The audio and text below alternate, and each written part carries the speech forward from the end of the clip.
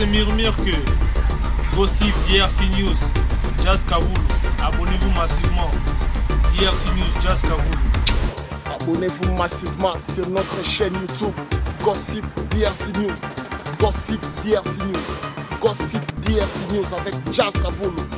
Yo, alerte générale. Abonnez-vous sur Gossip RDC News. Jazz, Torcos. On est ensemble. DRC News avec Jazz Kaboulou. Gossip DRC News. Je vous invite tous à venir vous abonner ensemble. Torcos. Nous sommes Go Location. Nous prenons votre talon de bagage au pied de l'avion et nous vous déposons tout de suite où vous voulez, dans les meilleures conditions possibles, pour vous donner plus de temps et de liberté.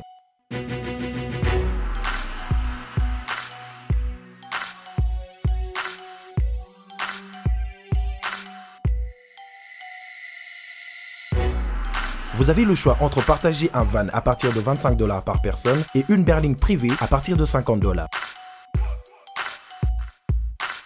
Ce n'est pas tout, nous vous offrons des prix plus avantageux après votre première consommation de nos services partant de l'aéroport. Notre gamme très variée de véhicules vous accompagne dans tous vos événements pour un meilleur séjour à des prix hors concurrence et ce, 7 jours sur 7.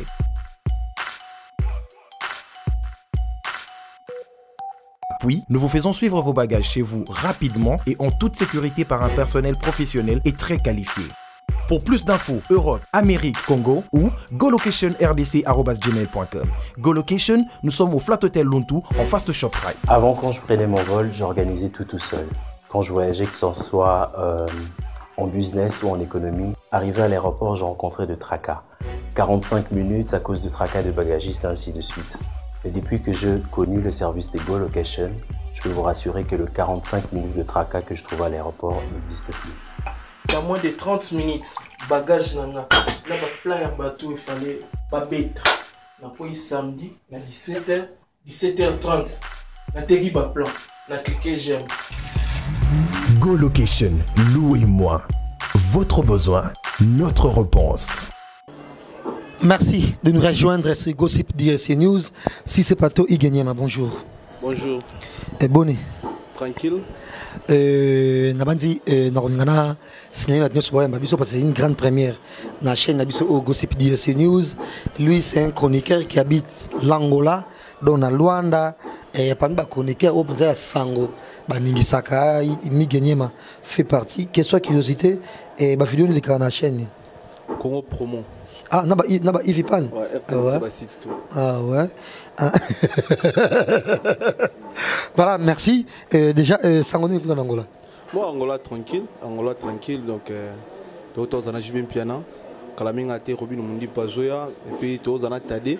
Na compte ya maison na biso réalisation ba clip.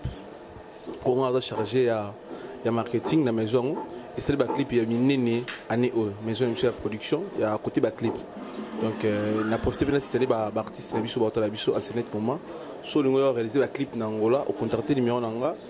Et puis, on a pris en charge au foot nos clips quand on est au foot à la Congo, quand on est au foot à la Mikili. Et puis, Angola, ça n'a pas c'est belé au tour pour savoir bien découvrir un peu le clip. Bien de réaliser un clip qui a fait un jugement. Non, pour longtemps, comme tu as eu artiste, c'est bien de ngati autant comme clip de bon neti avait le super Rambo. Neti avait le super Rambo, bisou tout ça il faut autoriser bisou tout temps comme bon. Pour confirmer, tout reconfirmer, tout qui a ça là, il a maison d'habitude. L'artiste est sous de ça là, la maison c'est comme on a un Wiped production. Et en Angolais généralement, en Angola maison bien organisée, le matériel venait aller là. Donc sur l'Angola Angola, si on a posé ça la clip en Angola, bah du coup bah tu as l'habitude à misser. Puis c'est la prise en charge. Faut que tu sois un bon clip. Aujourd'hui visant à Angola, ça la clip na yo pendant bah séjour nos pays zongi, sauf pour ça la concert, sauf pour le gâteau, tout ça la coproduction pour le concert, carayo. Merci Miguel Ivipan. Boni. Merci, Dieu me soutient. Jazz Kaboulou Moutamakambo. Simple question curiosité, au sein de notre tourner 15 émissions par jour.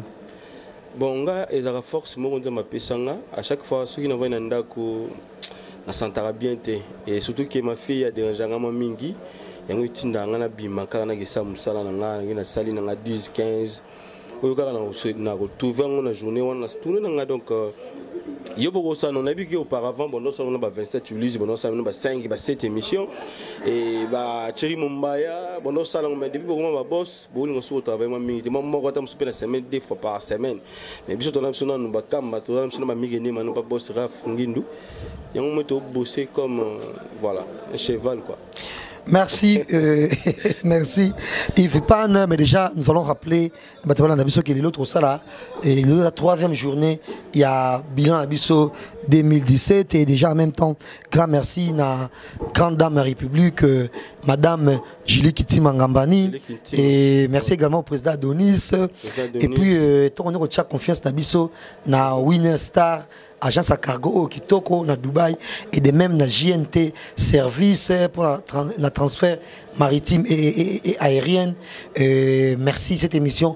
Je vous l'ai dit, bienvenue à tous et merci de nous rejoindre sur Gossip DRC News dans cette émission spéciale bilan 2017 sur ce plateau Migueniema et Ivipan. Mais déjà, trozoa vote, il y a internaute moko, il y a voté qui par rapport à et n'a pas commentaire. J'ai trouvé qu'on peut ça très bien vote naïe. Et nous avons fait partager en Bisso selon internaute wana comme on a na YouTube à JM et quand c'est Jean-Marie Mobo je sais pas moi donc bon vote c'est vraiment important. Meilleur artiste de l'année pour lui c'est Moïse Mbie. Meilleur album héros il y a Moïse Mbie. Parce que Anthony Soli Moïse Mbie star à part entière et a frappé ma race pour aller à ton côté Bonzambe donc bref à national à international t'es pas écouter Davido Nabo mais sinon Nabiso na Zaïra vraiment en tout cas Moïse Mbie a frappé et puis l'album héros mais Abi le meilleur album c'est album mon côté a tiré plus 7 jours de la semaine parce que c'est justifié parce que ouais on a exploité ba type et belé et style est belé dans 7 jours de la semaine de pour le meilleur album c'est héros il y a Moïse Mbie 7 jours de la semaine et puis Tokos il a fallu pour pas parce que fallu a eu un risque risque dans ça l'album on a Tokos a mis ba style mo aux style et puis a sali ba featuring et belé Ayembi Pemingina, français l'album en Tokos de pour lui et meilleur album Azubongo héros et 7 jours de la semaine et puis la Tokos. Je pense que ils appellent vraiment choix mouvement très excellent et à qu'est-ce que on a meilleur featuring Azu Falina fille wana c'est si fille wana kina moi et ceux qui ceux na wana Nakamura wana et meilleure voix bassi pour na Isa Jack Love et meilleure révélation pour na Isa toujours kaka Jack Love. Mais mauvais départ pour les héritiers Wata. Mais orchestre c'est Villanova. On va pas voter mais orchestre c'est Villanova. Mais clip et loco est fallu. Il peut avoir raison de paix. Meilleure voix mi balle. Et comme Sabino, Weranson. Ah bon? Abipo Wera a émis trop bien cette fois-ci. Album Mobimba Yemoko. Ça c'est bien. Et bah différents styles et a émis trop bien. Et Anthony Swadi, c'était très bien avec Wilson, l'album Oyo donc. Et si c'était un référendum, voter la raté. D'accord, il faut voter pour Wera, meilleure fois de l'année. Mais voilà. Et mais malheureusement, Banza moment Belé accroché et sauf Katatam sous Zengaluket mais on sent qu'il a beaucoup travaillé et meilleur Ninsusu et voilà.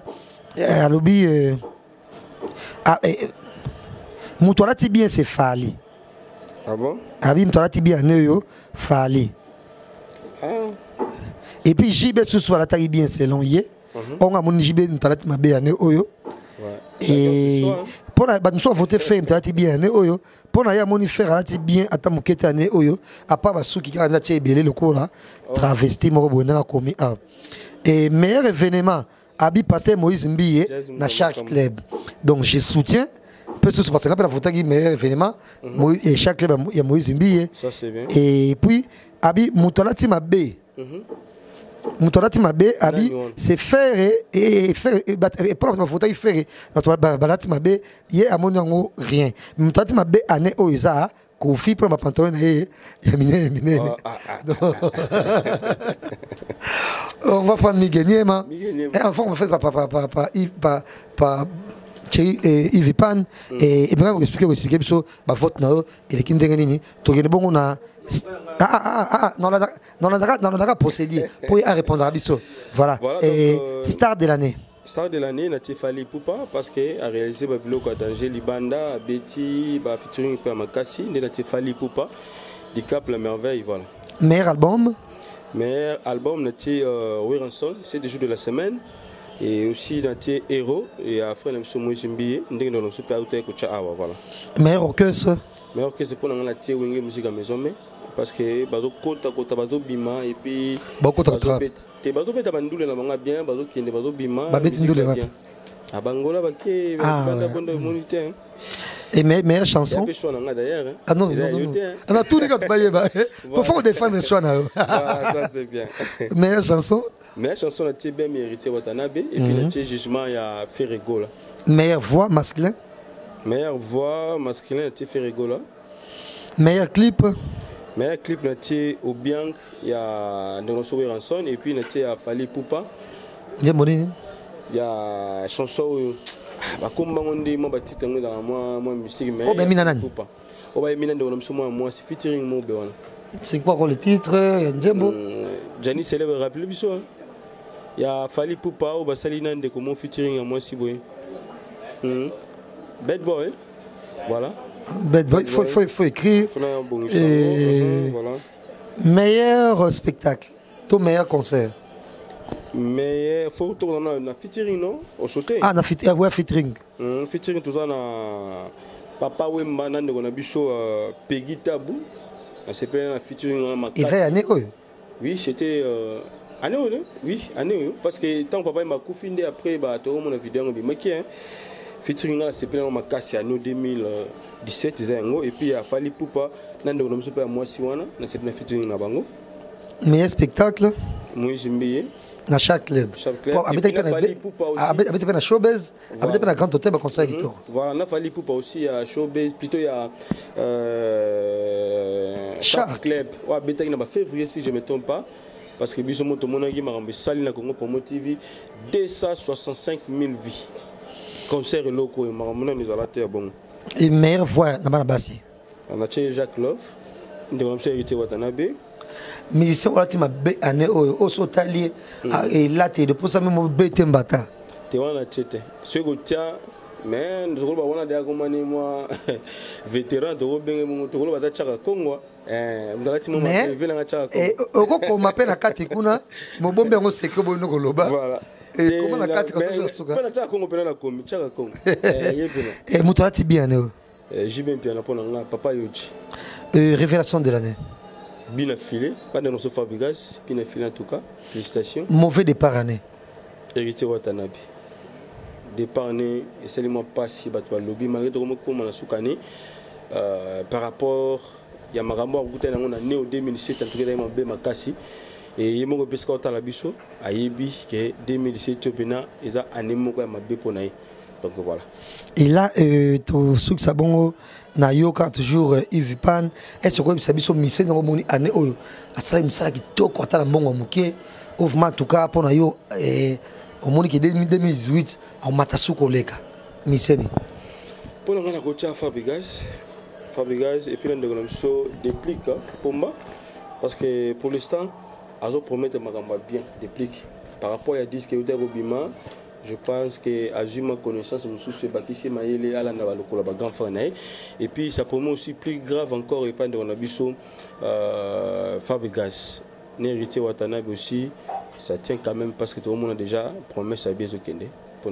Et Miseni Oyo a travaillé ma bé, a travaillé pour Mingité, Oyo Fof Tchassou Maïle Makassi pour Azatro bien en 2018. Bon bah mission va travailler moi ma casse dans le bas ils d'abord venanga j'ai été monopé par Popi à la première mission où tout le monde peut tourner en 2017 et papa Chéra bimi mais on sent pas vraiment que artiste tout le monde va voir ensemble va tourner il va falloir pour faire rigola va nous rebeller et voilà mais artiste on a dit en 2017 va tourner dans bango mais pas tellement nous avons cinq artistes et puis on a tourné dans le monde dans des concerts on a vu au moins Mickey bon voilà. C'était un plaisir de vous avoir fait cette émission. Yves Pan, un mot de la fin. Un mot de la fin. napesi mbote ebele na vie nanga Dominique Kele 100% Musakata na bosa note Pierre Poutou na kati Allemagne wana le procès Claude Ndoma Sylvanor président Mabizikako Jean Moulumba Niti de Bruxelles qui c'était le futur papa na Ruben c'est dit que tant roda bébé mine français de France même Milinzema moté mais tous pe l'embetelo maman na biso Billy Vumu fondation to songa ba fina orphelin et napesi mbote na arc-en-ciel 20 fois tunga na tunga mbote aussi na ndeko na biso ya kati azota la biso yoyibi ndeko nanga na boso na kombe et ezongi kimi Diomi Costa en couleur mbeto papa na badle 2000 na boso te Patrick Mbenga depuis Londres bazota la biso na bandeko ni surtout bolinga Yves pa na bino yeyo on est là toujours voilà merci Yves et en même temps et grand merci donc merci encore une fois à mon ami Succès Kasongo et mes bidocha autoroute partenaire Patrick Moulele et Joël Noël Mike Lovalova ainsi qu'avec son Kalala pourquoi pas à Jordan Moyoulou et Joël Noël également à Isaac Swed et merci à Kelly Sharonstone et ici à Rosalie dans la prof on continue et toujours dans cette émission cette façon on va prendre Migueniema avec lui et on va procéder dans Italie forte dans dengue il y a Saliango frère de Koufi Bissona Miguel et star de l'année pour nous star de l'année Fali pour pas du cap la merveille Mobutu album de l'année meilleur album Returada. Et meilleur orchestre. Meilleur orchestre Returada. Et meilleur orchestre c'est la team Wata. Et meilleure chanson. Meilleure chanson BM. Et non, meilleure chanson, je m'excuse, meilleure chanson c'est Binafilé. Binafilé, au corrigé déjà. Ouais. Meilleure chanson c'est Binafilé. Il y a Nzembo Mbela Fabrice Nteka boss américain pour na ba ngolé ba jouer bon. Et meilleure voix. Meilleure voix Mibali. Bien filé. Meilleur clip. Meilleur clip Yanéo. Venabiso Nani. Venabiso Kwada. Benda Charisme. Meilleur featuring. Meilleur featuring Fali contre Bouba. Meilleur spectacle. Concert mouvement qui méritait qu'on ait un concert. Concert à Béatrice. Voilà, meilleure voix, Yabassi. Jack Love. Et merci, meilleur artiste Omoni, vraiment à la team B, donc pour ça même au team de Kayet, au Betembata, pour la Teluana. C'est le Oscar. Ah, tu m'as bien appris tout? Non, alors tu as calé. Il y a un kala. Ah mais c'est quoi kanda là bilama mabe ba chinois bilama ba sesa na Chine ba qualité mabe ce qui fallait là ça ya que ça dit yango faire Oscar nana ti bien né toi ti bien né fallait pour papa atikalo bandé lamba ta makote bilamba nyo sera là ti lelo akangi photo à poster non mon pas bandé lamba na photo ah c'est que on doit éviter et chemise na rouge chemise na longue on a carré on a confondre de presse nani ya showbiz attends on peut prendre photo beto mona ba place différent ouais les amakote ya somba la makote et on va couleur moko mais aime sous 10 ya américain ah côté les bongo hein oh bon attends mon bilamba réserve problème té et révélation de l'année révélation de l'année 10 ans nani révélation de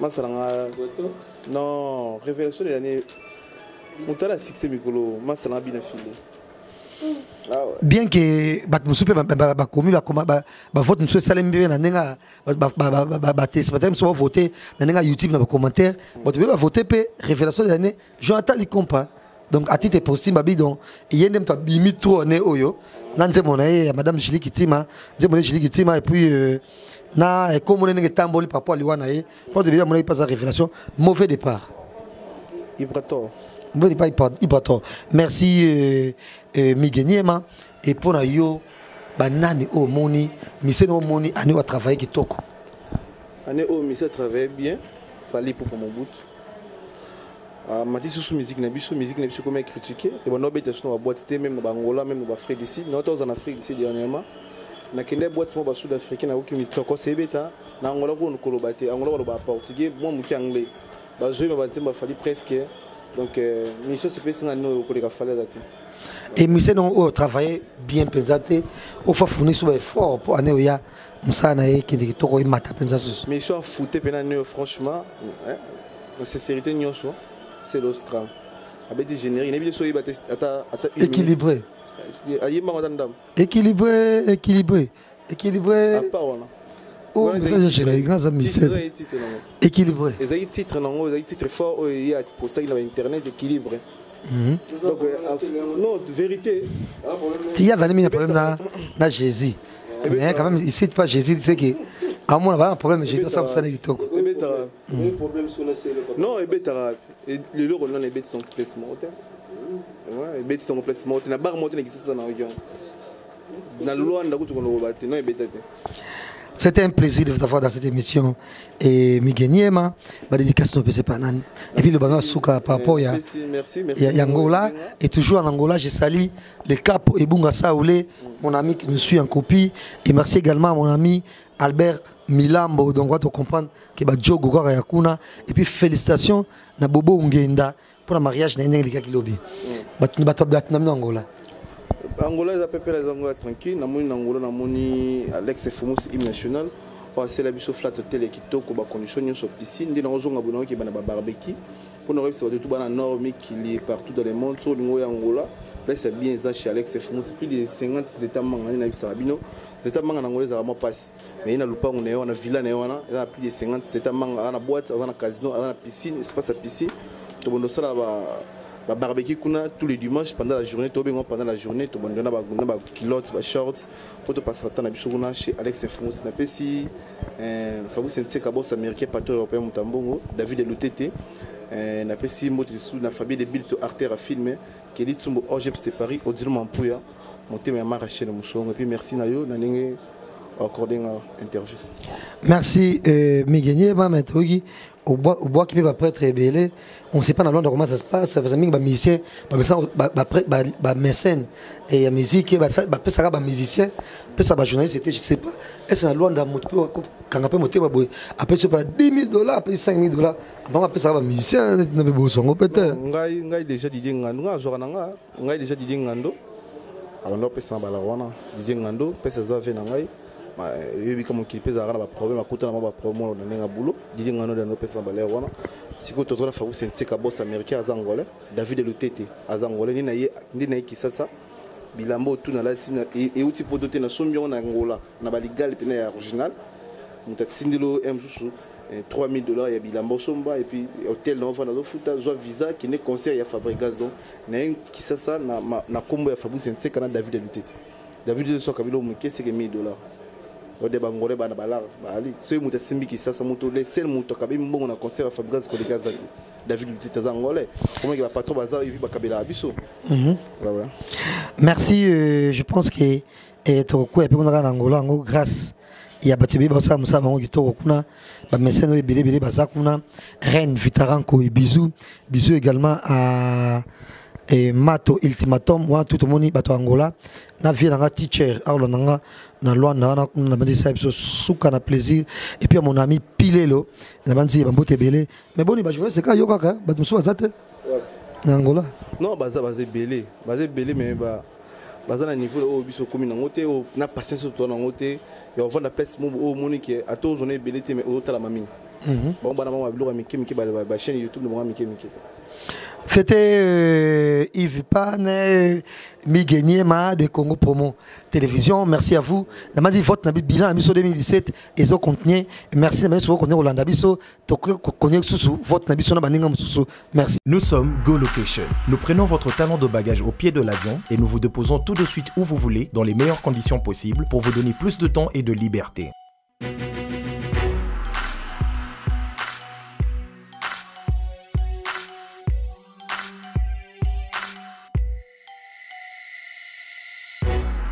Vous avez le choix entre partager un van à partir de $25 par personne et une berline privée à partir de $50. Ce n'est pas tout. Nous vous offrons des prix plus avantageux après votre première consommation de nos services partant de l'aéroport. Notre gamme très variée de véhicules vous accompagne dans tous vos événements pour un meilleur séjour à des prix hors concurrence et ce, 7 jours sur 7.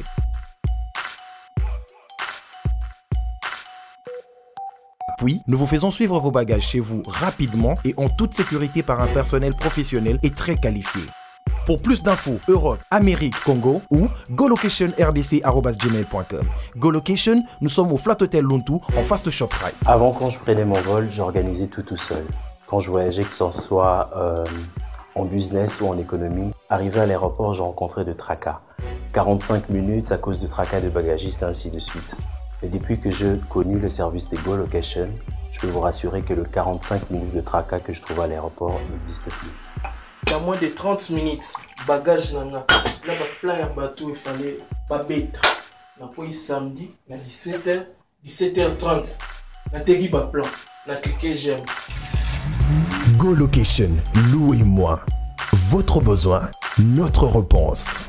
Merci à vous et tous les téléspectateurs nous connaissez pour voter dans les commentaires et aider d'une certaine façon comme tout à l'heure quand même commentaire il y a JM au pas voter qui il y en a quelques rubriques quand même du genre meilleure danseuse, meilleur animateur ou carrément générique mais déjà et tout gain au nom quand tous en ango si c'est plateau Alain bonjour. Bonjour. Alain Baribi, toi, star de l'année, meilleur album, meilleur orchestre, meilleure chanson, meilleure voix masculine, meilleur clip, meilleur featuring, meilleur spectacle ou concert, meilleure voix. Il y a moi aussi de féminine et l'artiste est le plus mal fagoté. Le haut team a béco les et le plus mieux habillé. Révélation de l'année ou carrément renaissance de l'année. Mauvais départ donc Missemro ou aboki album naé mais attends tango ça et singeli mais avant toute chose nani o moni ane oyo asali pa musala kitoko na ba musicien bango nyos même ya nzambe même ya mokili. Et jazz, je profite d'abord de l'occasion pour nous présenter la vue le meilleur puisque c'est comme une fin de l'année et puis na bande koto bazola na biso. Je pense que en parlant des artistes musiciens, c'est lui qui m'a plus tiqué, c'est lui qui a plus attiré mon attention, c'est Moïse Mbié. Moïse Mbié. J'ai été marqué par son savoir-faire et puis déjà révolution dans le temps on pensait que la musique chrétienne il suffit tout simplement que si mes micro boyé si mes bibles monene yo na zone ngana kaka boyé ba to ça en église catholique alors que c'était pas le cas, tu vois, ils a branché, il y a musique comme toute autre musique. Il a fallu, c'est-à-dire c'était pour la première fois voir un musicien chrétien, c'est-à-dire que le spectacle à Bongo, Moutabana comme Mekango paix à son âme, Sœur Marie Missam. Mais je pense qu'après Sœur Marie Missam, franchement, le pasteur Moïse Mbi et Nzamba Pambolay. Donc quand vous entrez dans un spectacle, il vous emballe le fait. Vous sentez qu'au outil Nakati à concert. Aux 8 ans, ils ont raté que mon avait qui spectacle. Spectacle. Sentier pendant un spectacle. D'où j'ai été peut-être séduit par pasteur Moïse Mbi. C'est ce que moi je peux dire. Et là, maman, yango donc campagne na biso oyo to soutenir ba Capuchino le Boga, ba Innocent Balume, ba Maestro Fabro, ba Tade de Montikile, ba Miel de Son, de ba jeune génération nyonso oyo na musique na biso. Mais tout le monde mentionné que époque où tout ça nango et ça époque ya banyoka longo te banyoka longo ça péta na bango bien que baba monument la musique na biso ba konyo ko beta musique bango kitoko ba konyo ko triompher tout autant mais époque toi nango et ça époque ya fali na ferré mais na kata classement na biso na liste to ça là awa et mukolo nyo sope wa beta musique na pe bien oh ça ya bob na ko se figurer na pe awa gentiment problème exacté mais pourquoi toi tabler c'est ba gêne. Parce que la musique na biso lelo tozongela ko lobango ndenge tokosa batute ba Nigérien bazana top na musique na biso ba son kitoko ba mélodie kitoko ba monoso kitoko mais so ba tcha bango na guerre bako tsaka bango jamais na guerre na ba Yangiama na ba Jibe na ba Rambo na ba Bona po déjà ba Rambo génération na bango si eleka génération oyo na minute ba leader nango na musique so zai ils fali na ferré et en tout bunda pe ba Innocent Balume ba mata ba connaît ko ba qu'est-ce qu'on rivaliser ce koyo comme il fait droit na ba Wizkid na ba tonyoso oyo ba sa musique o ba number 1 na Afrique na minute oyo Alain je pense que et puis dans tout ça on peut facilement ajouter Moïse Mbi. Bien que Moïse Mbi est un peu local, en tout cas, franchement, ça il faut se le dire. En tout cas, nanenge Congo misala ko tonga batu abanga pe ko s'exporter de père qui ngoma na langage mo mususu soit fait d'argent tout et tout to lingo ka non zanoka local bongo contenu bongo et biso to soutenir musique na yo yetse sur notre star de l'année c'est qui c'est non Lendel star de l'année Fally Ipupa. Et meilleur album je prends 2 Tokos et Héros. Héros de Moïse Mbi, meilleur orchestre. Meilleur orchestre. Je donne le point à Villanova. Villanova. Meilleure chanson. Meilleure chanson. Jugement de Ferregola. Magnifique. Meilleure voix. Masculine. Meilleure voix, en fait, sans personne ne va ignorer, c'est Ferregola toujours. Non, pas toujours. Non, moi je dis toujours. Pas toujours. Je lui donne encore le 3 points. Comment je sais pas. Voilà, meilleur clip. Meilleur clip, jusque-là, je suis en train de. C'est vrai, nous avons. Il y a une petite confusion par rapport au titre, hein, mais je crois que c'est DDD. DDD d'Héritier Watanabe. Et meilleur featuring. Meilleur featuring. C'est vrai, on ne s'attendait pas. Fally Ipupa et Booba. Meilleur spectacle. Meilleur spectacle ou concert. Ou concert, je prends 2. Et Moïse Mbi à Showbuzz et également Fabregas à Showbuzz. Meilleure voix. Yabassi. Tatiana Cruz pour cette année. Musicien. Oh, la team donc ce monier pour ça mon coloto pour ça qui pour appeler était paiement de bisoté ko ça maman ngwana mais sauter là tenir le pour bête même bateau gifler. Je dirais Papa Chéri. Et accoutrement naïsa moins extravagance moins un peu mieux. Même faute nanga la faute que Papa Chéri il fait mal fagoté. Je me dis qu'il est c'est quelqu'un qui est friqué en fait, c'est un russe bourgeois mais qui porte des habits qui sont qui sont chers oui tout, mais qui passent pas donc ça ne colle pas en fait. Ça colle pas. Voilà et les mieux habillés. Les mieux habillés, j'ai acheté un coup d'œil par rapport aux différents clips d'Héritier Watanabe. Chouette, en costume ça va, en relax ça va. Vraiment il est au top. Papouche, Bavoto côté révélation de l'année ou résurrection. Innocent Balomé. Et mauvais départ. Mauvais départ, c'est Ibrator, puisqu'on ne s'attendait pas. On pensait peut-être qu'il pouvait faire mieux, mais on a été surpris. Depuis qu'il a sorti son album, c'est comme si c'était creusé un trou. Et du coup, il est tombé dans le trou et on ne le sent plus. Donc c'est vraiment un mauvais départ. Il doit revoir peut-être pour l'année prochaine. Merci Alain Bamboteno. Vous savez, il faut être toujours reconnaissant. À la fin de l'année, si les gens connus ont découvert Alain Délé, c'est vrai, un journaliste Yakala, Yakala. Donc mentor, qui na poto partout à travers le monde, c'est le boss Raf Ngindu. Je voudrais Lélo, Naibissé sincèrement un grand merci pour la OSA et la pour et puis directement on a coupé Sambote Chancel Mbemba, c'est lui qui fait la fierté du football congolais ainsi qu'à toute sa famille. Merci à Francis et Beto fait bonne année Nicaragua, Motema Arlette temps de mère double. Merci infiniment au président intelligent, président Adonis Ngambani. Vous savez, oui, tout ça dans Bongo, mais à Maïlete. Mais beaucoup de temps, il a l'argent et puis ce coup de français, anglais. Je sens qu'il y a fil d'idées honnête. Merci au président intelligent, merci également à la dame du cœur, puisque Julie Kitima, vraiment, moi c'est moi merci. La nous madame du président Adonis. Merci na Yaodile Mampouya, exemple à suivre. Maloris la congolaise Malolo, meilleur vœu. Chouchou Natati, la femme d'affaires, véritable femme d'affaires. Et puis bienvenue également na Katia famille na Hector Gauthier, jeune premier. Souffrir qu'elle n'a pas à mon dame puisqu'il est trop à la fin de l'année. Merci aussi na Roger de Mampouya, Odilo Mampouya, maman Rachel Moussolongo. Merci na Yva Moiri, Pichu Miezi na Chine. Merci na France, Roger de Mampouya na Boké déjà. Et grand frère propre Eric Bercy Hollande, Yahweh à Lyon, on a pu se mboter Président Isaac Suède, meilleur vœu, puisqu'il faut tout ça là, en Kakaboye. Et puis, Papa Philo Mopepe, la Bundes, Allemagne. En Allemagne, la Bundes, on a meilleur vœu. Frère Philo, à une répétition il y a quelques jours. Donc, vraiment, Pepe, essayer de présenter ma meilleur vœu. Et puis, équipe Mobimba, il y a une nouvelle tendance. On a pris un grand merci. On a présenté le meilleur. En commençant par notre DT, Migrant Malouzi, donc le réalisateur fantôme, et le gérant de tous les caméramans, Jetro Mbumba, hein, l'homme le plus doux.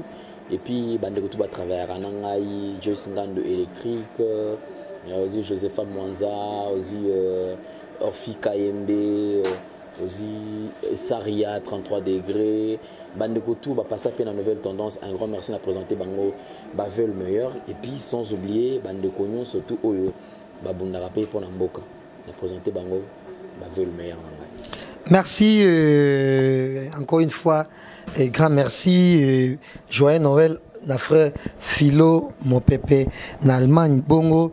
Tous la single na yo bongo, bongo au fond et beaucoup de consommer double face. Il y a Capuchin les Boga. Déjà au mois de janvier, on va vous retrouver DVD Mokonzi na album na qui auto zela. De même na Kérosène et puis était Trésor. Bah Tito zela na Carbone 14. On va prendre Killer Kilesi. Boni. Kimia, en tout cas très content, surtout je dirais que ça sera la première fois que tu es sur un même plateau. C'est une grande joie pour moi et surtout par rapport aux personnes qui te font confiance. Donc il fallait s'habituer aussi à ça, donc je suis très content en tout cas. Killer, on va parler de la musique, bilan 2017, mais en gros, Missé Nongomoni à 9 mars, Salagi Makambo, Salima bien pensa. Ah ok, et la question elle est tellement bien posée que ça l'a bien. Je crois que vous allez être surpris de m'entendre citer le nom de cet artiste. C'est vrai que bon, c'est hors du commun, vu que tout le monde est trop chrétien. Et quand on parle de Marambo Italien, tout le monde a bloqué moins logique. Donc on a quand même vu un frère, pasteur à la fois, sortir et puis enlever la voile. Oui, il faut flouer, plutôt que voiler les Congolais et les autres chrétiens. Donc le pasteur Moïse Mbié m'a tellement éblouffé et je sais quoi dire. Un album étonné Mayele artistiquement parlant parce que l'album là c'est vrai que connaîtrait un problème par rapport à Guégué hein, il posait un problème mon album il à qui si bon ceux qui te chepent là qui si des côtés en regardant la composition le rythme et le tout on sent que c'est quelqu'un qui s'est donné à fond et il y a une intelligence qui expertise moi ma casse dans l'album donc le frère pasteur Moïse Bié coup de chapeau à toi pour moi c'est le meilleur artiste parce que d'abord à épater dans le concert il y a Shark et puis à Pessimis sur l'album et Kamoussi Mokimoma. Donc Moïse Mbié pour moi c'est le meilleur artiste de l'année. Et Nani Omoni en tout cas Tamboli pensa bien te Mambo Sali Simbi pensa bien te au fois forcé avec ça fort pour à triompher en 2018. Ah ok donc la moto à Tamboli Mabé je serai direct. Ibrator, les contre-maîtres, je ne sais pas comment les contre-maîtres n'ont créé les problèmes, ça je ne sais pas, mais contre-maîtres, je te jure, tu as tapé à côté de la plaque. Ça c'était vraiment une porte à côté. Et aussi Héritier Watanabe, c'est vrai qu'Héritier a essayé un peu de fournir beaucoup d'efforts. Et puis, à savoir qu'Héritier a été soutenu par les journalistes. Mais à vrai dire, Héritier aussi est parmi les artistes qui ont tapé à côté de la porte. Mais merci quand même parce qu'Ameko couper ça sous moi, voilà, booster puis couper ça sous moi. Tu es directement dans votre star de l'année. Ah, la star de l'année. Bon, la boïna ça la plus néo le bagui localement, mais la star de l'année, je dirais que c'est le pasteur Moïse Mbié. Le pasteur Moïse Mbié et en plus, il faut ajouter parce que c'est en ex-aequo avec celui qu'on appelle Fali Poupa DiCaprio, la merveille. Merci, salut l'artiste, salut et merci pour les efforts. Meilleur album de l'année. Meilleur album. L'album c'est l'album Héros et aussi il faudra parler de Tokos parce que Tokos c'est donné hein Tokos et puis Héros on a tout à admettre en souffrant que le des albums ex-aequo album voilà ex-aequo meilleur orchestre bon meilleur orchestre ça va vous étonner mais je opte pour Zaiko Langalanga parce que non mon orchestre stable non la stabilité de cet orchestre me tue et je sens que malgré c'est comme si Bazat et Bazali et ils se produisent tous les dimanches, et chaque équipe va très bien. Au départ, pas de problème. C'est l'orchestre qui va pouvoir m'inviter. très stable. Donc c'est la constance de te permettre que na opter pour Zaiko Langalanga. Et Tolinga Peto souhaiter longue vie na président Nyonche na bamise Nyonso parce que mingi tout le monde na bamise baba kokisa 95 ans ils a passé. Baba to pesa biso moi ba ki idée juste comme ba livre to ebite banani.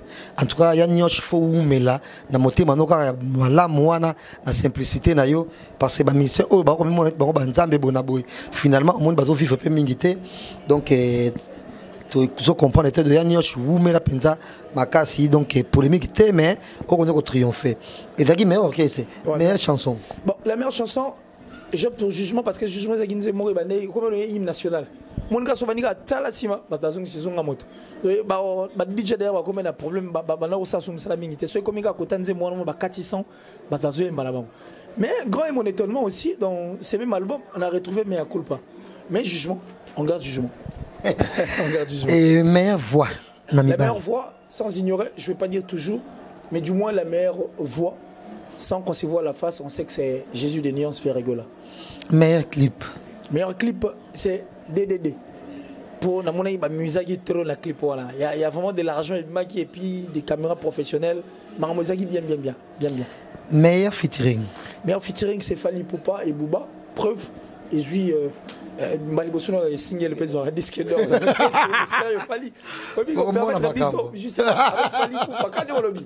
Avec Fali Poupa, sans te mentir, au long libiso, voit les pieds, au long libiso, casque moi on est surpris que signé le président. Maliboso Fali. Merci à toi. Tu me fais un album, non? Tu me fais un album. Fali. Puis comment on faisait un solo? Étonnant, mais featuring. Et Sali et Kezo a dit. Et comment ça va se passer? Bah, ça va avec Bouba Bespenaye ou comment? Bon, ça c'est le roi de single. Je crois qu'il va autant l'année Fali Poupa. Donc Bouba, coup de chapeau à toi, mais merci à Fali Poupa pour le Baxi Biso. Non, mais c'est single. C'est une collaboration. C'est une collaboration de Fali et Bouba. Signé Fali Poupa. Ah, c'est pas grave. Et meilleur spectacle ou meilleur concert? Meilleur spectacle, c'est Moïse Mbié d'abord, concert à Shark. C'était étonnant. Pas mais à part Bachache, le concert est très bien. Et aussi parler de Fabregas qui hier, en tout cas je vous jure, non. Dans mon concert, mais Fabre coup de chapeau. Donc Showbiz Fabregas et puis Shark Moïse Mbié. Meilleure voix féminine. Meilleure voix féminine, Candy Kunku. Cindy le cœur des babins. Voix en tout cas, sinon. C'est génial. C'est comme une ange quoi. Les musiciens les plus mal habillés. Ah, on a regretté fort pour Koffi Olomide. Je regrette beaucoup parce que les Koffi que j'ai connus à Washington, il y a le moment où on est fracata. Fracata. Une affaire d'État, je ne l'ai plus retrouvé. Donc on a retrouvé Koffi. Pantalon, on a évité. Ça pas tout le monde, on a songé. Mais Koffi, tu m'as. En tout cas, Koffi Olomide, je suis vraiment déçu. Dans un poste, on a retrouvé Koffi Olomide à Washington, mon amour à Versailles. On a retrouvé Koffi Olomide il y a Gilles Bavon. Mais je ne l'ai plus retrouvé. Koffi, c'était l'artiste le plus mal habillé. Et Papa Chéri aussi. Hein. C'est étonnant de voir voile. Non, c'est des trop. Koffi et JB, vous m'aviez déçu. Très déçu pour vous deux. Bon, la personne qui était très bien habillée dans le clip et autres, c'est Ferregola parce que je l'ai vu très classe. Très classe. Bon, attends, Jazz, moi rectificatif. Hein, ok. Le y a Kolata PHR. Classé c'était Ferregola. À savoir que Fali pas la tête mais Fali s'est habillé et ça qui cher Makassi parce que s'habiller en balmain c'est le balmain jean nango coûte 999 €, jean est simple parce qu'il fallait la tango est très compliqué. Tu peux imaginer, c'est vrai que non, Fali coup de chapeau à toi aussi. Les mieux habillés c'est qui? Ferregola, révélation de l'année. Innocent. Et mauvais départ. Mauvais départ de Mané Nango déjà. C'était la première question. On a clôturé Penango. Ibrator, tu m'as déçu le contre-maître. Donc, comment on dirait, n'habitez 6 fois, là encore demandé pardon à Fabregas. N'habitez 6 fois Fongolo, Singamo, Soplazine, je ne sais pas. Mais c'est un très mauvais départ. Héritier Watanabe aussi également. Et qui doit dire merci à la presse parce que c'est grâce à vous. La presse ne vous permet. J'y fais partie, mais je parle de vous parce que vous étiez plus avec lui. Nebo Mekisou remonté, mais le départ était très mauvais. Très mauvais. Nous arrivons à la fin de cette parenthèse. Ouais. Merci à Kilesi. Merci à toi, Jazz. Et le bonheur serait plus Yobigo. Il y a clôture émission. Oui. Ah, merci à Jazz. Parce que Jazz, tant artiste mais moi je dirais Jazz aussi, c'est parmi les journalistes Yané. On va convaincre. Donc on a tel Jazz. C'est pas parce que je suis avec toi sur un même plateau, mais je te l'ai dit vrai. Et aussi Alain Dele, parce qu'il était très constant. Et j'ai pensé aussi à une dame, comme on est qui m'a à moi droit. C'est des personnes qui ne vont pas dans la futilité, mais qui sont sur le droit chemin. Donc merci à vous. Merci. Et meilleurs vœux déjà. Je profite aussi de cette occasion. Mais il a un problème. Non, faut pas un Zahir, problème. Ah, ils ont oublié, je sais pas. Parce qu'on dit Congo, on dit Congo Brazza, donc moi en bruit. Il n'a jamais adopté. Oui, justement. Ils ont RDC. République du Congo. Problème. Bon, RDC. Ça va, Zahir. Ça va bien. Alors, Zahir, je crois que je n'en ai pas beaucoup. Francis, salut à toi. Salut à Jean-Luc Kadima, Francis, et puis à toi. Celle qu'on appelle Just Ngand, et puis les best Katende, hein, Nolando. Depuis les États-Unis, j'ai dit merci comme ça à ma fille Beuno. Salut, de là où tu te trouves, Five. Et je pense à Hervé Loumassa depuis les États-Unis, toujours mon ami. Et depuis les États-Unis, j'ai dit aussi meilleurs vœux et bonjour à toi, mon ami Joël Ngango. Alors, on a pas tout vraiment très compliqué. Roger Day Mampouya, le millionnaire en euros. Et Jazz, comment au pied ngate? Comme ça, il s'engage la porte de l'éviter. Clair, c'est-à-dire, Niki Liango. Tu es mais pas tellement. Tout ça, mais on dirait qu'il faut nous booster pas et puis pas l'endel. Ça dit ce bon booster, c'est bon quoi. Et ça biso bientôt qui est là-bas. Très prochainement bien sûr. Déjà merci à Vincent Tulise. Ah non, Vincent, tu serais retrouvé les sous. Déjà merci à mon cordon et bien merci Ndombasi, merci à Yannick Youra, merci à Alain Dele, grand merci à Kilek Lessi. On continue. Nous sommes Go Location. Nous prenons votre talon de bagage au pied de l'avion et nous vous déposons tout de suite où vous voulez, dans les meilleures conditions possibles pour vous donner plus de temps et de liberté.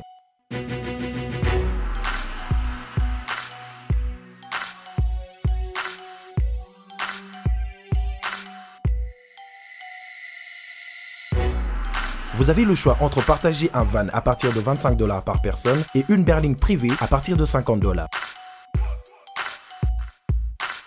Ce n'est pas tout, nous vous offrons des prix plus avantageux après votre première consommation de nos services partant de l'aéroport. Notre gamme très variée de véhicules vous accompagne dans tous vos événements pour un meilleur séjour à des prix hors concurrence et ce, 7 jours sur 7.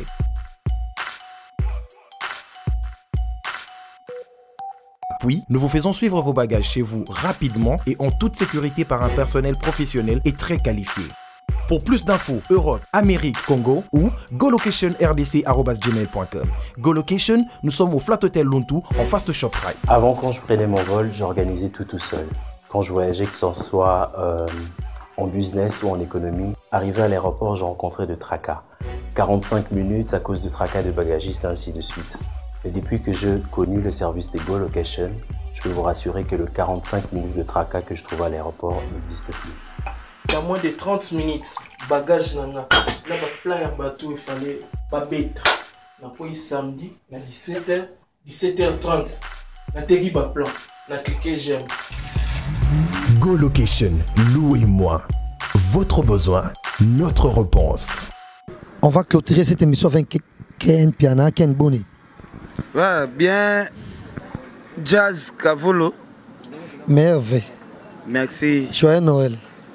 En tout cas, apparemment, je souhaite joyeux Noël parce que Outi Musica, félicitations quand même.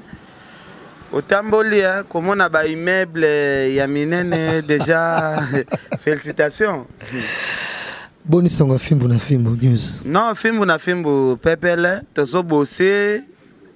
Tout qui est malembe, donc ça va quand même. Et déjà, bateau belé, on a sanga. Ken Piana fois dans le tribunal pour la vérité na Ken Piana ça comme déjà mutaba mise mo ça poni. Son got bazanga naître na tribunal, mais déjà félicitations na musala que tout le monde ni nenge babone ba konde ko matana film na film news, mais les autres ça la bilan, tout clôturer bilan. Il y a la journaliste Nayo Ken Piana, après tout on a DJ selon yo journaliste no moni et musicien no moni année oyo asa pas makambo penza ndenge sengeli mais tu rappelles que il faut quand même que bossa na pe Moïse Mbiete que bossa musicien yo sauter donc même yanza même mokili tsa bango no sur catégorie moko ndenge marqué année oyo muta marqué nga vraiment année oyo ezali ndeko fali popa par rapport ya ba featuring fali asali donc na imagina te que artiste congolais moko akosala ba featuring ya niveau fallait asali, donc il fallait azali artiste oyo na 2017 na kobetela maboko na ebite soki na émission OP toko tia MSO des artistes. Vas-y, exéco. Donc na ane oyo héritier wa tapé asali ba événement presque belé. Ba événement belé mais zo senga parcours ya héritier to epengla mo muke. To epengla mo muke na sens que héritier azui ba production et belé ya ba blague té. Mais ce qui total na 2 poids 2 mesures ba vie ce qui bazou la production bazo beta mais ba production héritier zo simbate donc ezali sujet oyo toko kota na introduction nango développement na conclusion mutu moko akoza na sima ya makambo ya héritier oyo peut-être ekosenga émission mobimba poto so lango vraiment tamulai. Voilà, merci. Maintenant, dans le sous au moni oyo ano penza travailler na ba musicien et Tengo Batati Kanara Bongo a forcé pour 2018 à triompher également le coup là fallait pour par exemple Oyo Tanguy et moi je peux facilement citer permettre de triompher en 2017 Moïse Mbi malheureusement pas à local malheureusement pas au mettre ça maman sauté malheureusement pas au coup dans ba piste quoi était mais en tout cas il pas en tout cas c'est vraiment au top maintenant dans Oyo Moni Oyo année vraiment Simbi était année. Bon, dans le cas normal, les artistes et musiciens sont vraiment ébélés. Tout ça toujours une évolution de la musique congolaise. Et heureusement, les artistes sont Moïse Mbiye, ou Tchotanga, il y a des artistes chrétiens. Les chrétiens vraiment s'intéressent à ça. Pour ceux qui ont un micro, et pas les pasteurs, les artistes chrétiens, ils ont une polémique. Ils ont une nakimaka mwa mingi côté na non mokolo bilango non net nga Moïse mi apesa nga interview te mais na tel moment yeso kende na ndimie quand même donc voilà yo pas qu'on dimano ka bongo ça ne veut pas dire faut appeler sur micro quand même ouais j'en a fallu non pasteur Moïse Mbiye to bien agé pasteur ya comment jouer des rôles to bi que ba pasteur rebelle baza besco ya c'est l'ensemble solo. Mais qui a pas qui pasteur naé azo mélanger na musique ya nzambe o nga na benga keno musique ya nzambe na musique ya mokili ezalaka te po batutu bagenda osimba kisi place moko pour succès ekota na kati ya musique. Je pense que bato tokoloba évolution vraiment ezate nga na loba neti vient na Tata Dominguez vient na Adolphe Dominguez. Era bimisa bana naye era sali création ya mouvement to mona ki vraiment évolution ezalaki vraiment makasi mais na ndenge pena ya masolo vetata ane o a progressé te na loba artiste et musicien pe mususu Fabregas abini si Congo mais na ndenge ba production to moni production moko makasi na année 2017 etikali kozala te. Je pense que aza parmi artiste oyo nga na koloba otali concert na Showbiz otali concert Showbiz eza concert wa beti na fin de l'année na koloba artiste mususu neti ndeko na biso déplique abeti album au monde entier endimi mais et apporter nini soka beti ba concert toujours mpiaka ba production malonga ezate.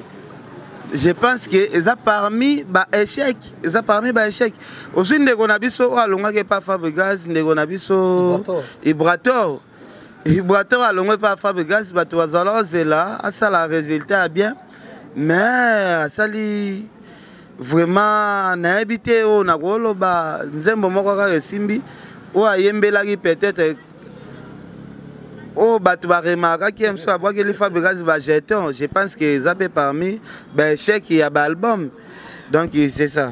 Voilà déjà passage nous na bilan sur 2007 au début on peut nan. Non, passage na bilan il y a 2017 il y a mon dernière émission na biso. Voilà. Mais quand les canons d'émission le na Gossip DRC News et en de bosso l'autre fois c'était avec Larry, ça n'a pas tenu qu'après sa technique. Voilà. On a souvent sur une émission mususu. Moi mutumo o mikolo yende, au salo ki osa su ken makasi parce que on a Bossani, vraiment, on en a toujours besoin. Dans le micro, nous savons Ken Azalaken, qui est en ce moment micro côté de Simbité, attendez-moi, beaucoup connaître Olinga. Bon, nakoloba soki nakodedie tina okufa naloba yango ezaka mutu moko oyo nabengaka honorable ezaka babaso parce que sans ye peut-être mokili ngai bakeni te, sans ye peut-être bana nga mpe bakufaka nzala na pale, sans ye nalingai na ye ndenge akose retrouve na vie te aza vie moko asalelanga makambo ebele lelo Nzambe nasenga Nzambe apambola ye parce que à travers ye ndenga pe ya msu na vivara pende na bo à travers ye ndenga pe na zaken donc inabi ane oyo nga na ko dédié pa mutu mususu te Zakari baba soza na vivant. Voilà, tu as na vote et comme d'habitude Baribi toi nango star de l'année. Pour nous star de l'année na ane onan. Non, pour nga star de l'année par rapport à bilan, trophée, événement, artiste à Sali, je pense star de l'année, Torolo Beza Fali Poupa. Et meilleur album et année. Meilleur album et Rosalara Tokos, na sens que Fali à Sali ba featuring et belé, abetina ba R Kelly, abetina ba Bouba, donc ba featuring eza et belé oyo. Soki na lobby na bando cité ba kombo ya ba artiste oyo ya saina ba featuring et qu'on lia biso peut-être émission moimba. Meilleur orchestre. Meilleur orchestre na kolo ba ezali wenge BCBG parce que soki totali bila ya ba orchestre belé ba musicien belé ba panzani ba musicien bazo panzana neti mayebo. Mais papa chéri azali leader oyo soki totali ba musicien balongora na pasi eza orchestre oyo batu bazalaka toujours soudé soki total nane parmi batu oyo balongwe na ba orchestre tukomona papa chéri soki na tie mwa muke ezali président Nyoka Longo oyo tokobenga parmi ba meilleur orchestre eza Zaiko na Wenge BCBG. Meilleure voix na bana mbali mutana mungongo penza oya bien. Meilleure voix na bana mibali mutu aza na mungongo ya bien. Moi je pense et cause à la faire égola album au faire auto bimisa et convaincre vraiment makasi po ayemba vraiment makasi ayemba pena makasi donc soki to longoli faire na place wana et relaxaka kimutema mabe. Meilleur clip vidéo. Non, mais clip vidéo na kolo ba eza clip oyo ndeko nazo fali pour auto sala ya mannequin. Ezali parmi ba meilleur clip vidéo oyo tokolo ba soki totali to sali calcul ya ba clip oyo le qui vraiment na l'an 2017 donc eza meilleur clip vidéo bande ko pe ba hôtel na ba YouTube ba mona ke no ken a cause la peine raison ken a cause la peine na moi raison parce que bande ko ba benganga ebele ba sœur Pauline Lumumba ba Deljo ko ba ku danger ba Nathalie Neymar ba ve nanga Louison Mbata ba lobi en tout cas ken fali aza artiste en félicité par rapport à clip. Meilleur featuring Yane. Meilleur featuring Yane ngana kolo ba ezali Nzembo héritier ayemba na Jacques Love abetifo parce que héritier akundoli mwana oyo ayeba na kate mwana ngwa ye a s'imposer pe na musique na biso ya Congo chango pe batu bayokaka abetifo a traiter ngane chalinga te nzokalelanga donc je pense que eza parmi ba chango soki totali parmi ba meilleur featuring je pense que na ndenga Congo mwana ana pe asali musala malamu. Et meilleur spectacle donner des conseils moi kitoko Yane. Spectacle ya makasi ezali spectacle nekonabiso héritier beta na Atlantique na Angola ezalaki parmi ba meilleurs spectacles parce que ngamoko nazalaki parmi ba témoins oculaires o namona ndenge salle ezo refouler batu na bulaka peut-être héritier ko beta ngo kaka ndenge zalaka ya mbutu mais afandi sakandule ana poser batu tu o balanda ba image o tozwa baloba d'accord en tout cas héritier bimisi ba son ndenge tokaka ba son ba Zénith ya ba Olympia ba Bercy donc héritier bimisi meilleur son mais nakati ya ba pays africain oyo batu bandima te ke ba salle na biso pe ya ba Afrique neti ba Brazza Kinshasa ba Angola qui est na salle moko ekobi misabason o héritier bimisaki. Voilà et tokene bongo na meilleure voix na bassi siko. Je pense que la meilleure voix, il y a Bassi. Bon, Bassi Belé, l'album, il y a Bassi Belé. Natikali Kango vraiment, mais je pense que Claudia Bakissa. Oyebi ke nga soki na balaka te so na chaka mwasi na palete. Mwana mwasi ana na ngana tia na palete. Sans blague. Non, nalo bango na émission aza mwana mwasi oyo azo emba kitoko. Aza na bagu, aza na bataille, aza na poids pe ya baso nga alingaka na mwindu ne pe na ngolo. Mais oko divorcer pe ozui. Te na divorcer te. Arata chance. Meilleure voix. Arata pena chance. Meilleure voix, Babasi. Tu vois Claudia Bakissa? Non, Claudia Bakissa. Mais là, j'ai vu, c'est Jack Love. Non. Toi qui es dans la question, ils opposés. Voilà. Musicien. Oyo, penso moni ane o lati mabe na ba clip, ati mabe na ba émission, ati mabe na ba concert, so moni na nzela ati mabe de ovma peso kanda, o même so o même poso beta tambata so kutena nzela. Et après ça, Canada, tu parles de Nan. Bon, musicien, alati ya Sony, musicien, pena sambusi ba artiste musicien. Je pense, ezaline de konabi so Fabregas et bela succès. Mais ce que tali bilamba ya zolata, on sentit que est-ce que Fabregas azana moi mutu moko te o alandela peut-être façon ya habillement.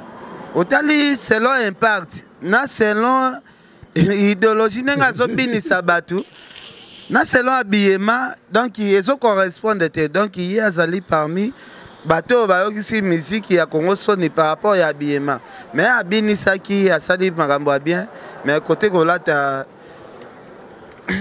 donc 0 sur 1 même 0 sur 100 donc aza pena 0. Est-ce que mutu alati kitoko na ba musicien parce que musique ekenda na moi kolata penza.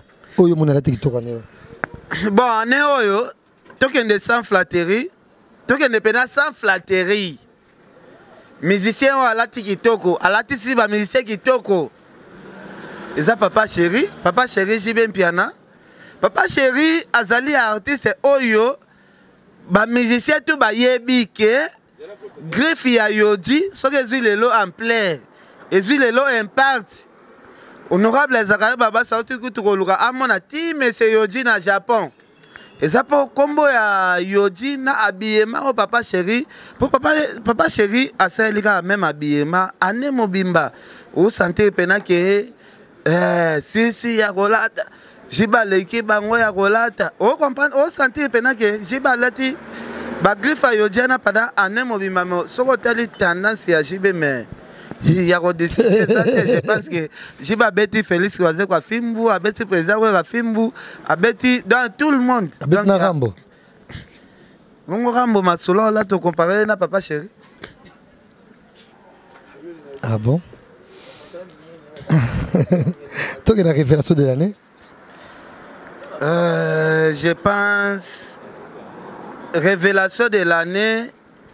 Et quand ça on a ça bête ensemble en tout cas l'album est bimi venanga de la forêt abimi saki album 7 jours de la semaine faire abimi sinae album aimba kitoko danger mais bayaki bantangi maneni en tout cas yango vraiment est bloqué vraiment qui mais ils attendent CDT, ils attendent clip te. Jazz ezali kambu ekozala na CDT ngana cho bouger poto pona emba eka nzembo ya demukuse oh lele oh demukuse pikime piki demukuse piki donc on sentit que non na bouger kutu sans CD batu bakomi obenganga ken nazana besoin na bima pe na générique ko sala ya demukuse mukuse c'est bon pesa numéro de téléphone.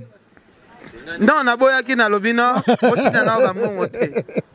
Mauvais départ donc musicien oyo aboki album totono zela asa mamu minene mais aboki album mais ke penza ndenge tono kanisa te mais oyo ko forcer 2018 ezala bien mais 2017 oyo ekene mabe.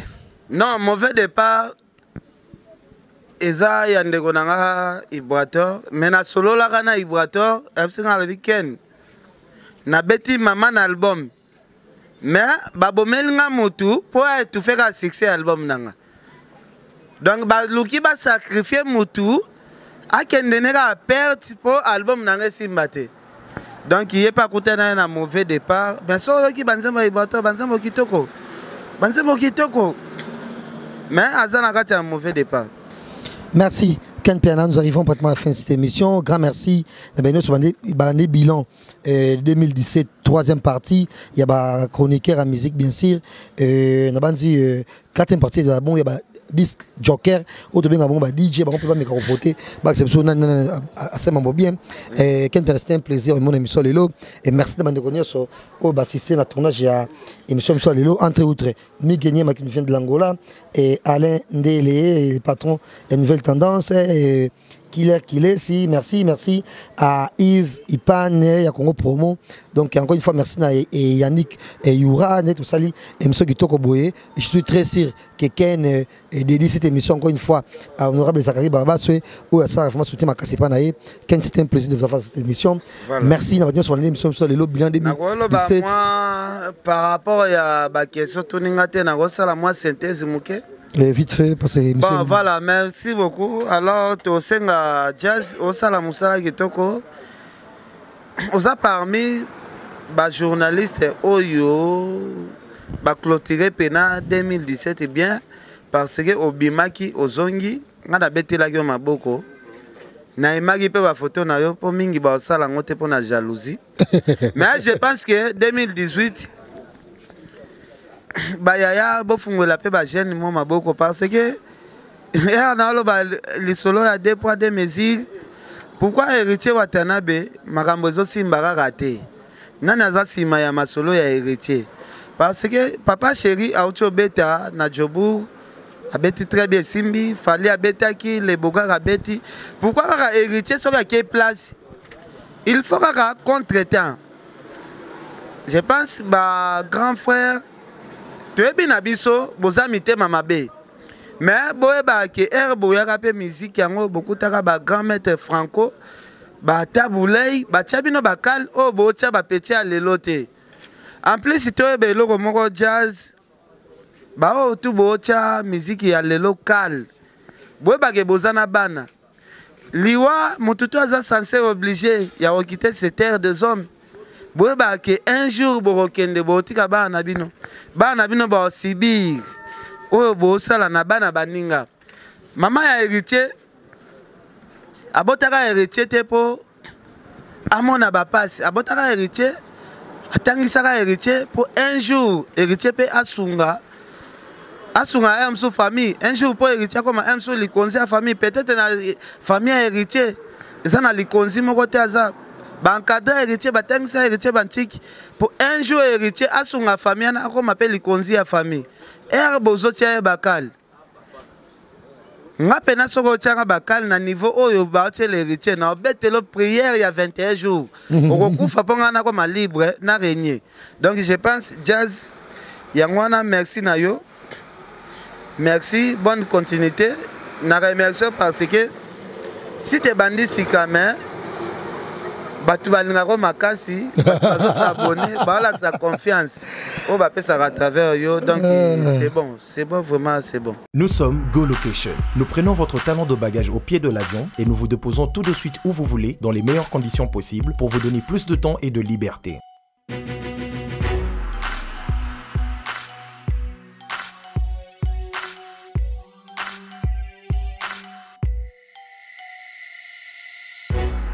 Vous avez le choix entre partager un van à partir de 25 $ par personne et une berline privée à partir de 50 $.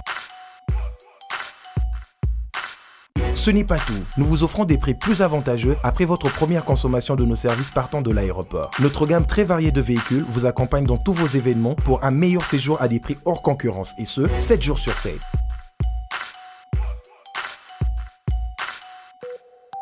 Puis, nous vous faisons suivre vos bagages chez vous rapidement et en toute sécurité par un personnel professionnel et très qualifié. Pour plus d'infos, Europe, Amérique, Congo ou golocation@rdc@gmail.com. GoLocation, nous sommes au Flat Hotel Lontu en face de ShopRite. Avant, quand je prenais mon vol, j'organisais tout seul. Quand je voyageais, que ce soit en business ou en économie, arrivé à l'aéroport, j'ai rencontré de tracas. 45 minutes à cause de tracas de bagagistes, ainsi de suite. Et depuis que j'ai connu le service des Go Location, je peux vous rassurer que le 45 minutes de tracas que je trouve à l'aéroport n'existe plus. Dans moins de 30 minutes, bagage nana, là plein de bateau, il fallait pas bête. Na po samedi, na 17h30, na tegi ba plan, na cliquer j'aime. Go Location, louez-moi. Votre besoin, notre réponse.